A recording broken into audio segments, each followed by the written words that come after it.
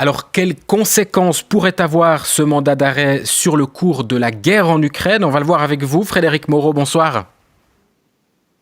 Bonsoir. Vous êtes avocat et chercheur associé à l'Institut de Relations internationales et stratégiques, spécialiste des questions de défense européenne. Est-ce que ce mandat d'arrêt de la Cour pénale internationale ne risque pas de mettre de l'huile sur le feu? Non, au contraire, il a pour vocation à empêcher la poursuite de tels crimes. Ce qu'il faut bien voir, c'est que s'agissant de chefs d'État ou de gouvernement ou de responsables gouvernementaux, c'est très difficile de prouver la culpabilité puisqu'il faut monter toute la chaîne des responsabilités.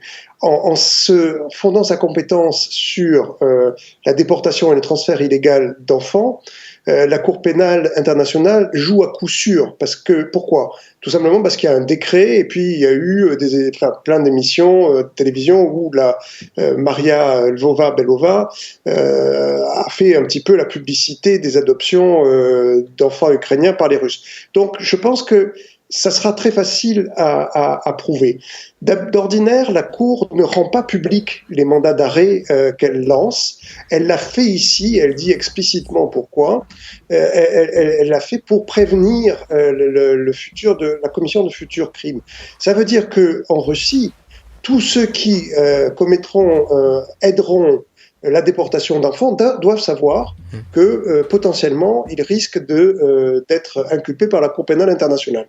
Alors, la Cour pénale internationale ne statue pas en absence, mais elle peut invoquer la collaboration l'entraide judiciaire internationale, notamment d'Interpol. Ça veut dire que toutes ces personnes, y compris Vladimir Poutine et Maria Belova, seront interdites dans 123 pays. Il y a quand même 123 pays qui ont signé et ratifié le statut de Rome. Mais qu'en est-il des conséquences sur le cours de la guerre ? Est-ce que ça ne risque pas, est-ce que ce mandat d'arrêt ne risque pas de susciter une réaction, des formes de représailles de la part de la Russie ?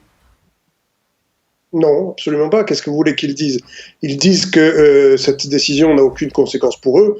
Bon, c'est le minimum qu'ils puissent faire. Très sincèrement, ça ne change rien. Ça ne va pas envenimer une situation qui est déjà suffisamment difficile et douloureuse comme cela. Ça ne va pas compromettre les chances d'avoir une sortie négociée dans la paix de ce conflit ? Non, de mon point de vue, absolument pas. Ça change rien à rien. En revanche, ça jette l'opprobre sur les dirigeants russes, parce que, encore une fois, c'est une chose de dire Poutine est un criminel de guerre, mais seul un tribunal peut le dire.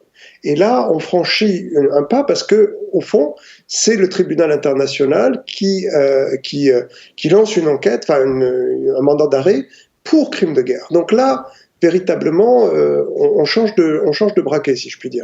Ça met aussi les autres pays de la communauté internationale qui peut-être soutiennent Vladimir Poutine dans son action, ou en tout cas qui ne condamnent pas l'invasion de la Russie, ça met ces pays aussi face à leurs responsabilités. Exactement. Je pense en particulier, il y a deux pays qui seront très intéressants à surveiller, c'est l'Afrique du Sud et le Brésil, qui ont ratifié le statut de Rome. Si d'aventure Vladimir Poutine se baladait en Afrique du Sud, des dirigeants sud-africains seraient très embêtés puisqu'ils seraient juridiquement contraints de l'arrêter, mais politiquement, c'est pas un allié, mais presque.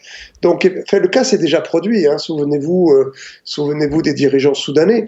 Mais effectivement, ça met chacun en face de ses responsabilités. Seuls parmi les grands pays n'ont pas ratifié et signé le statut de Rome, les États-Unis, la Chine et l'Inde, de même que la Russie. Vos explications ce soir, Frédéric Moreau, suite à l'émission de ce mandat d'arrêt international contre Vladimir Poutine. Merci beaucoup, bonne soirée. Merci, bonne soirée.